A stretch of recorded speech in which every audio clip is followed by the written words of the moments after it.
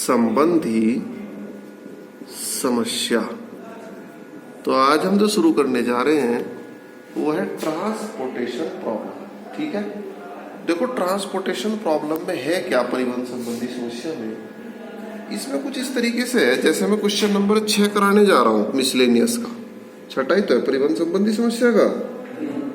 दो अन्न भंडारों ए और बी की भंडारण अक्षमता में देख लो, दो अन्न भंडारों ए और बी की भंडारण अक्षमता, ये बड़े भंडार हैं। ठीक है, तो इनमें इसने क्या कहा कि एक की अक्षमता 100 क्विंटल है और दूसरे की 50 क्विंटल। ओके, ये मान लिया आपने बड़े गोडाउन है, तो एक की अक्षमता 100 क्विंटल है, दूसरे की 50 क्विंटल। उन्हें 3 राशन दुकानों DEF पर अन्न उपलब्ध कराना है। 3 छोटी छोटी दुकानें हैं जिन पर ट्रक के माध्यम से वो अन्न जाता है। यहां तक की बात समझ में आ रही है सबको? आगे बढ़ो। तो वो जो 3 दुकान है DEF, इनकी आवश्यकताएं, जो D दुकान है यानी पहली जो दुकान है उसकी अक्षमता 60 टन की है। ठीक, कि वो 60 टन से ज्यादा माल नहीं ले पाएंगे। दूसरे की अक्षमता जो है वो 50 टन की है और तीसरे की है 40 टन की। क्लियर होगी बात यहां तक? कोई दिक्कत परेशानी तो नहीं? अब ये कहता है कि भाई ट्रक के माध्यम से जो हम भिजवा रहे हैं जो राशन है, तो उसका एक ग्राफ दिया है कि कितने रुपए का खर्चा आएगा। देखो भाई, को से यानी अगर ए से डी को सामान जा रहा है तो 6 रुपए प्रति क्विंटल। टेबल समझ में आ रही? अरे टेबल समझ में आ रही? अगर ए से ई को सामान जाएगा तो कितने रुपए जा रहा है प्रति किलोमीटर, प्रति क्विंटल? बताओ। ए से ई को, अबे ए से ई को 3 जा रहा ना, ए से एफ को 2.5 रुपए जा रहा। ऐसे बी से दे रखा है इसमें। समझ गए सारी बातें? प्रति क्विंटल का जो खर्च है वो कैसे, तो इसका जो चित्र है वो कुछ इस अंदाज में बनाएंगे भाई हम। यहाँ देखो, ये है एक भंडारण आपका बड़ा और एक भंडारण आपने बनाया यहाँ, और दुकानें इनके बीच में ले लो भाई। ये डी दुकान, ये ई दुकान और ये एफ दुकान। ठीक होगी बात यहाँ तक? ऐसे बनाएंगे भाई हम DEF। ठीक, इसको आपने लिखा D, इसको लिखा E, इसको लिखा F। क्लियर है? ये आपका भंडारण A है और ये आपका भंडारण B। समझ में आ रही है यहाँ तक की बात? भंडारण A की टोटल अक्षमता कितनी है, जल्दी बताओ। भंडारण A की टोटल अक्षमता कितनी है? 100 क्विंटल। और भंडारण B की कितनी है भाई? 50 क्विंटल। ठीक है भाई? तो ये भंडारण B की अक्षमता आ गई, A की अक्षमता आ गई, कितनी कितनी। अब भाई DEF की भी अपनी अक्षमताएं हैं। D की अक्षमता कितनी है बोलो? 60 क्विंटल। E की 50 क्विंटल। F की 40 क्विंटल। बात समझ में आती है? अब किराया तो इसने दे ही रखा। अब देखो किराए में क्या है, इधर ध्यान दें आप लोग कि भाई ये 60 क्विंटल है, तो ये इधर से भी खरीद सकता है, इधर से भी खरीद सकता है, नहीं खरीद सकता दोनों तरफ से। ओके, ऐसे ही ये ई है, ये भी दोनों तरफ से खरीद सकता है, एफ भी दोनों तरफ से खरीद सकता है। अब हमें देखना है कि ट्रांसपोर्टेशन खर्च कम से कम आए, तो इन दुकानदारों को कितना कितना माल किधर किधर से खरीदना चाहिए। ओके, जैसे डी है, इधर से खर्चा ज्यादा आ रहा, इधर से खर्चा कम आ रहा, तो प्रयास करेगा ज्यादा इधर से ही खींचूंगा। लेकिन ये भंडारण वाला क्या कहेगा, भाई मेरे को ई और एफ को भी तो देना, मैं तुझे केवल इतना ही माल दे सकता हूं। नहीं समझ रहे? तो सबकी अपनी अपनी टर्म एंड कंडीशन है। तो अब बात ये आई कि भाई कुछ तो मानना ही पड़ेगा। हमने मान लिया कि ये जो डी है इसने ए से कितना माल खरीद लिया भाई? X quintal. ठीक होगी बात? X quintal. क्लियर है? हमने माना कि इस डी ने, आप नीचे लिख भी देंगे ये चीज, कि डी ने भंडारण ए से जो माल खरीदा वो कितना खरीदा भाई? X quintal. अब ई ने कितना माल खरीदा भाई? Y क्विंटल, क्विंटल बार बारनी में लिख रहा हूं, ठीक है, यहां तक की बात सबको समझ आती है। अब बात बारी आई एफ की। अब अगर हम इसको जेड लिख दें तो समीकरण बहुत सारी बन जाएंगी। अब एक्स वाई जेड को हल करना फिर मुश्किल भी होगा। तो अब आप मुझे एक बात बताओ, इस भंडारण पे टोटल कितना माल था? 100। तो 100 में इसने एक्स क्विंटल इधर दे दिया, वाई क्विंटल इधर दे दिया, तो अब तो जितना बचाओ सारा इधर ही देगा। नहीं समझे बात? तो यानी कितना माल था टोटल इसके पास? 100। तो 100 में से माइनस कर लो, क्या क्या माइनस कर लो भाई? X plus y quintal. समझ में आ गई होगी बात, या नहीं आई समझ में? भाई इसके पास 100 है, 100 में से इसने एक्स क्विंटल इन्हें दे दिया और वाई क्विंटल इसे दे दिया। अब जो बचा वो तो सारा एफ को ही देना पड़ेगा, ये कोई विकल्प है? अब नहीं है। अब यहां आओ वी पे। अब ये दुकानदार कितनी उपलब्धि है इसकी, टोटल कितनी खपत है इसकी? 60। तो 60 में से कितना खरीद लिया इधर से इसने? एक्स। तो इधर से कितना खरीदेगा?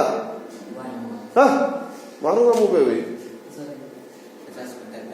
अबे इसकी कैपेसिटी 60 है भाई, इसने उधर से एक्स खरीद लिया, तो इधर से कितना खरीदेगा? 60 माइनस एक्स। भाई एक्स तो खरीद चुका है, तो इधर से कितना खरीदेगा ये? 60 माइनस एक्स क्विंटल। ओके। अब इसकी अक्षमता कितनी है? 50। तो 50 में से वाई तो ये खरीद चुका, तो इधर से कितना खरीदेगा? 50 माइनस वाई। समझ में आ रही सबको? अब इसकी क्षमता कितनी है? 40। और कितना खरीद चुका है? 100 माइनस एक्स प्लस वाई। तो यानी 40 में से आप घटा देंगे, कितना घटाएंगे? 100 माइनस एक्स प्लस वाई। समझ में आ रही बात? इसकी क्षमता टोटल 40 है, तो 40 में से कितना खरीद चुका? 100 माइनस एक्स प्लस वाई। तो अब 40 में से इसको घटा देंगे, तो इसको घटा के ठीक करके लिखो जरा, कितना आ गया भाई?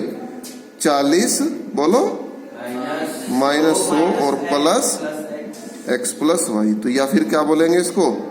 X plus y minus 60। अब दूसरे नजरिए से देखो, इस भंडारण की कितनी क्षमता थी? 50। तो 50 में से इधर कितना दे चुका है? 60 माइनस एक्स।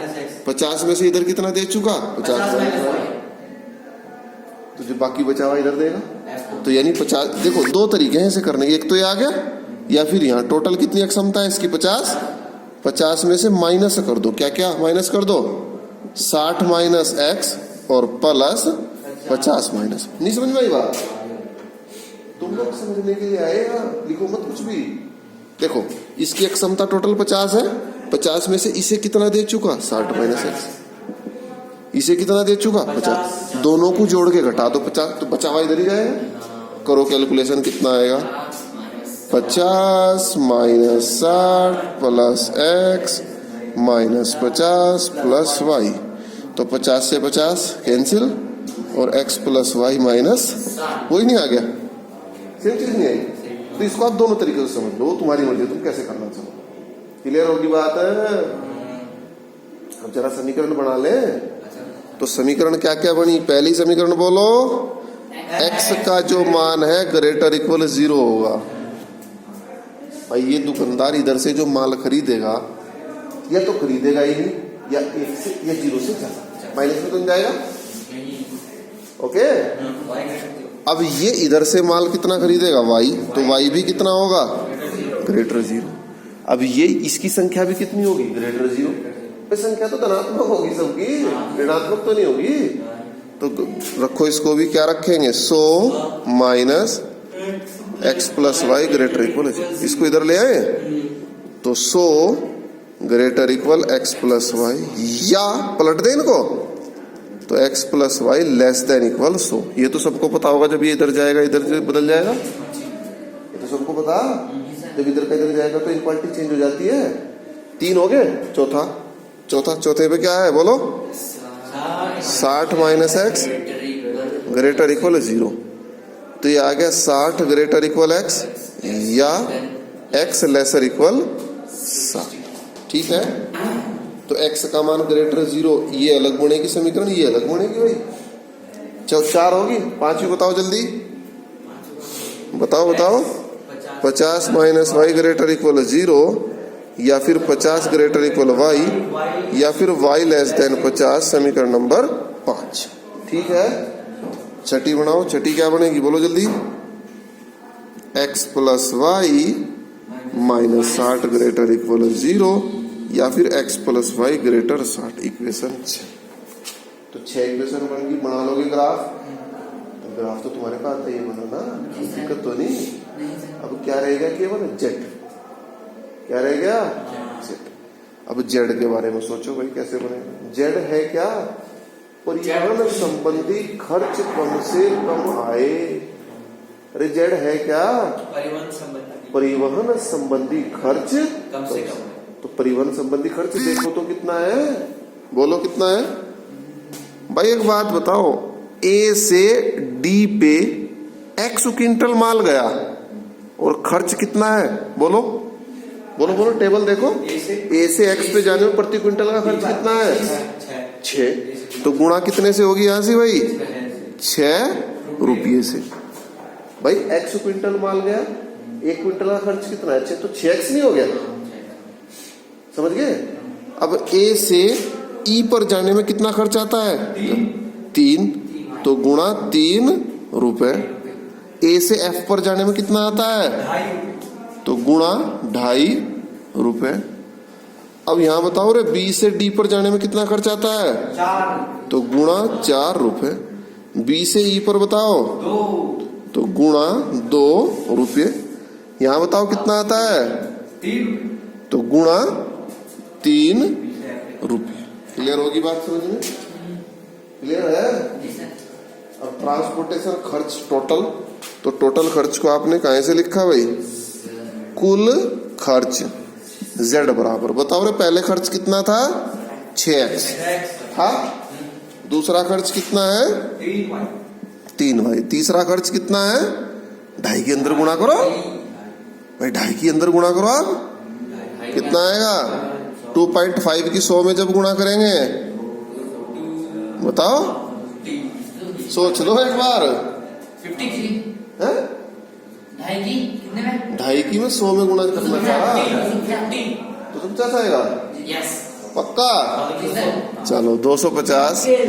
फिर अंदर करेंगे 2.5 की गुणा, तो माइनस का 2.5x और माइनस का 2.5y।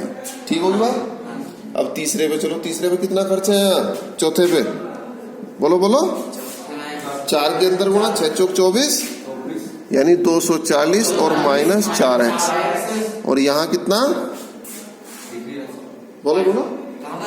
यहाँ 5वें में 100 माइनस 2y। 100 minus 2y। अरे 50 माइनस वाई में 2 रुपए गुणा करेंगे। यहाँ 3 की करो गुणा भाई, कितना आ गया? 3x प्लस 3y और माइनस 180। तो सारे की जोड़ घटा कर देंगे। ये आगे चढ़ा। तो भाई आगे का जो काम है वो खुद तुम्हें, भाई जेड तुम्हारे पास आ गया। इसको करना है, ग्राफ बनाना। 6 इक्वेशन है बस। ठीक है, छोटा भी करना। हाँ इसको सही कर लेंगे ना, इसको ऐसे कर लेंगे ना। देखो 6x 2.5x और ढूंढो x कहाँ? 4x 3x और तो नहीं है कहीं। तो पहले प्लस वाले देखो, 6 और 3 9, और माइनस के देखो कितने हैं? 4 और 2 6, 6.5। तो 9 में से 6.5 गए। 9 में से 6.5 गए। 2.5x प्लस क्या? अब y के ढूंढो ढूंढो ढूंढो। 3y। ओए जरा मस्तामत। 3y 2.5y और 2y 3y। तो 3 और 3 6y और 2 और 2 4 4.5। तो 1.5 नहीं आ गया? तो प्लस के कितने आ गए? 1.5y। देख लो कैलकुलेशन। अबे यार 3y और 3y 6y और माइनस के कितने हैं y? माइनस 2y और माइनस के 2.5y। तो माइनस 4.5 1.5y। अब प्लस माइनस देखो कितने हैं भाई?